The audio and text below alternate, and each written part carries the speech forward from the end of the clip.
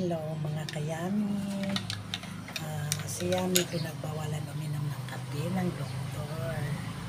Ngayon, tubig na mainit lang daw, sabi ng doktor. Ngayon, tubig na mainit mga kayami.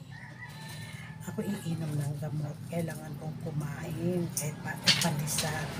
Yan tawag ko sa ako. Ngayon mga kayami, tubig lang kasi tinanong ko sa doktor.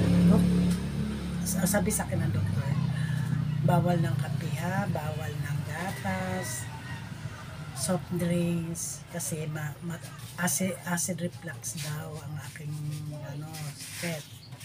Ngayon, sabi ko, Dok, ano na lang, tubig na mainit na lang.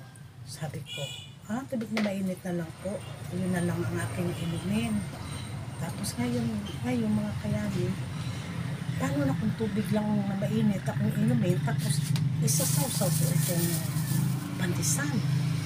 Ito, anong magiging lasa? Tubig na mainit, sawsaw sa pandesal.